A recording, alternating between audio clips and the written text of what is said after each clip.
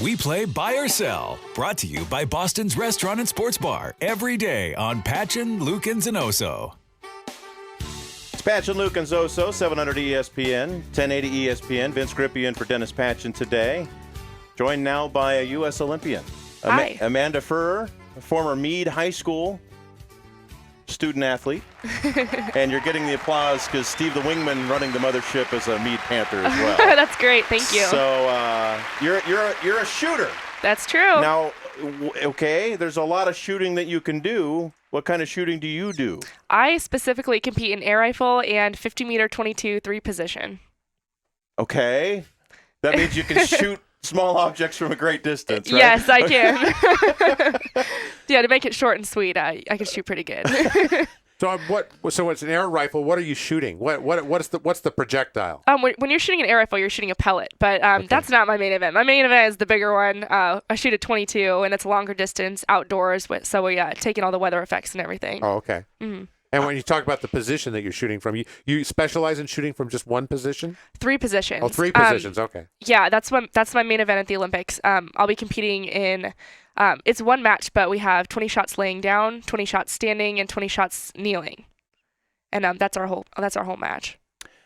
You had to your qualifying was interesting. You were leading, then somebody else passed you, and then you passed them on the last one. Yeah. Oh my 3 gosh. positions, and then did you go first and have to wait to see how she was going to do to know if you qualified, or did you know as soon as you shot whether you were going or? Oh no, I had to wait. You always have to wait until the last shot is taken because literally anything can happen at one of these matches. So, the first day, I wasn't leading the very first day, but I had a great score and. Okay. I was really confident, so I knew that I couldn't give up. Anything can happen the second day or third day. So I came in the second day, shot even better, and was ahead of the pack by a few points. And then the third day happened, and one of my positions was a little bit lower than it should have been. So I had to make it up in the last one, but I had to wait for the other girls to shoot before I even saw where I was standing before finals. But it came through. How hard is it to sit there and wait, not knowing? You think you might be there, but you're not sure. It is excruciating waiting to see what the scores are because literally you just sit there pacing or tapping your feet because, it takes them a while to shoot. So, if you're done, I shoot really fast. So by the time I'm done, I still have to wait for all these other girls to finish. And I'm just pacing back and forth, like looking at their scores like, oh, wait, they shot another 10. Or like, oh, yes, they shot a 9. So my heart was beating. I was waiting with my parents. Everybody was sitting there staring to see who would get the last spot on the women's team. This is Amanda Furrer. She's headed to the Olympic Games in, I guess we'll say rifle. She's rifle shooting. Yep. Is that correct? Okay. That's correct. Rifle shooting. How'd you start this sport? You're only, 21? Yeah, I'm 21. And you're already going to the Olympics. So you've been doing this for a long time. Yeah. So how did you get into this? I was actually alternate on the 2008 team also. Wow. When I was 17. So I started at a really young age. I started when I was 11 years old. My dad got me involved because my sister was involved. So, I had to be just like her, the older sister. Yeah. And, it was like a snowball effect. I would start winning little local matches, and that was inspiration to keep going. So then I would win state matches, and that would make me want more. So I'd compete in, nationally, and I started winning those ones. So then it turned into this big international fiasco, and I just can't get enough. 20 years ago, Lonnie Magliocchini won the same event in Barcelona. Have you ever crossed paths with her? And Yeah, I've actually crossed paths with her a lot. She is such an inspiration to me.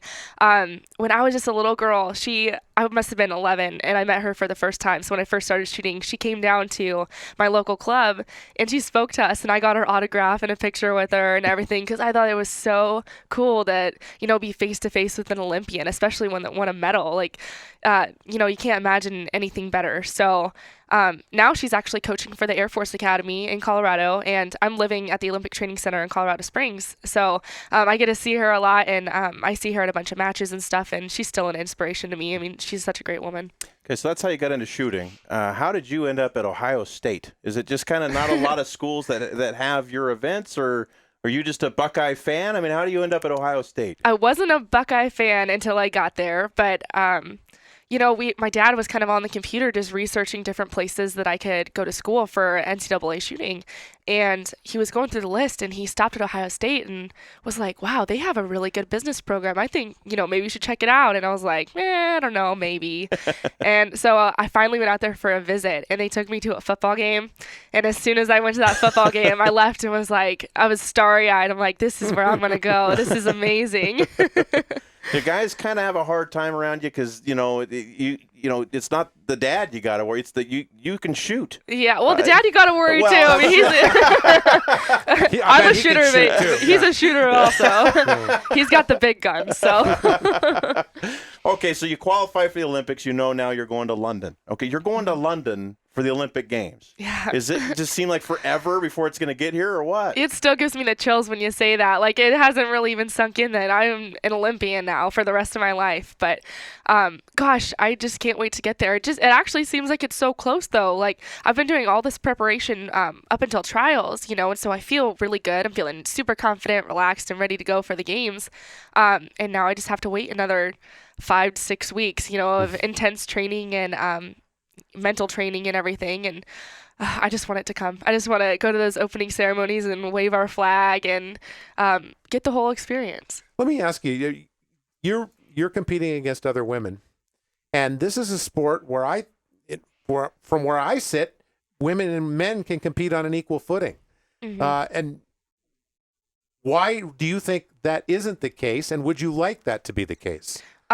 I can't give you an answer for why it's not the case, but I would love to compete against the guys. They, it's pretty fun. We all make fun of each other because, we try and shoot competitions against each other. And it's definitely an even playing field. We all can compete on the same level. We're all right up there. So, I mean, it'd be pretty cool to shoot against the guys.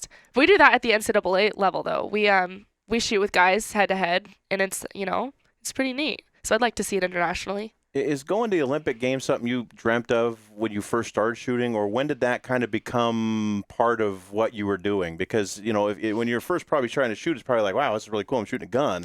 But at what point do you start thinking, hey, I can try to go compete in the Olympics? That happened when I was 13 years old. I went to my first junior Olympic championship, and I was looking at all these girls competing. It was like, gosh, I just want to be as good as them, and I ended up winning my age group, which I thought was, the coolest thing ever, even though it ended at, I was at, the end of the age group. So, the youngest category there was. And once I won that, I set a national record and won the medal for the age group. And my dad and I were leaving. We were heading to the airport, and I was like, I want to quit soccer and dance, and I want to be an Olympic shooter. And then it was a dream, but now that I'm sitting here, it's like it's a dream come true, honestly, because I never thought that this would have happened. What's the one thing you're looking forward to the most when you get over there? I want to compete. I really want to shoot. I love shooting, and I can't wait to get out there and actually shoot my gun and prove my skills and show what I can do. Who's tough in international shooting, nation-wise? Who are the best? The Chinese and the Germans are awesome because Europe shooting is a little bit of a bigger sport over there. They have a lot more precision rifle than we do here in the States, but we can compete on the same level. We're going to be training with them next week, so we'll be able to kind of see where we stand right now. If you're not watching online with us, Amanda's sitting here and she's wearing a U.S. Olympic team jacket, which I think is extremely cool. How did you feel when they handed that to you? Oh my gosh. It's crazy to be wearing this stuff and to know that it's true. I'm on the Olympic team. I don't know. I just want to wear it everywhere. I could wear it to bed. Well, not just that, but now you're pretty much guaranteed a job at Home Depot anytime you want. Yeah. Because they always give jobs to the Olympic team. That could happen.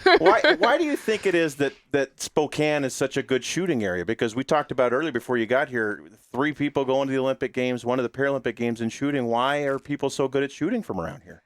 It must be something in the water. I don't know. I think we were, being from the Northwest, maybe brought up just slinging guns and, just fell into the sport. And it is crazy how many people were from, even the whole Washington area, Pacific Northwest.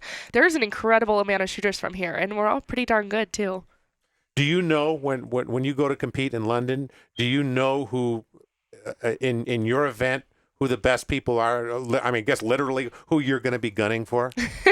Oh, totally. Yeah, we definitely know who usually put up good scores and stuff. But who are they? I mean, can you name a couple? Sonja Faulschifter from Germany. There's a few of the Chinese. Barbara Lechner from Germany as well. Yeah, they're pretty good, but we can put up the same scores. It's just a matter of putting it together that specific day, like who can get their mind right, because you see them fall as well. So, I mean, you can't pray for somebody to fall, but you can just shoot for yourself and do the best that you can. But in this type of competition, I mean, we see it on TV, and we see you going through the motions of everything you do, but we don't see what's happening in between. I mean, do you make eye contact with your competitors? Do you stare each other down? How does that go in the shooting competition? The intimidation comes from the attitude that you have before you shoot. And I realized this going into Olympic trials. Like, I go in there fully confident, smiling, talking to everybody, just like I normally do. Like, I'm a really bubbly person. So you can't change that when you go into a competition. You just have to do what you normally do. So I walk in there smiling, and everybody else is, holed up, like, trying to be all serious. And I think that if you go in there showing your confidence, that's the intimidation factor, and the scores show it. They prove disarm them. Yeah. Have you ever had somebody try to bully you around, like psychologically, like, oh, you're going down? I mean, if somebody tried to talk trash to you, I mean, it's not a hand-to-hand thing. I mean, how would that even work? Is it just to try to get them out of their mental focus? I've never had that seriously happen to me. Sometimes people joke around, but especially with these big competitions, I'm actually best friends with the girls I'm competing against. So really, we support each other and stuff. And, everybody wants to win individually, but when we leave the range, we set our guns down and, we're hugging and going to the movies. Like, we're all so close.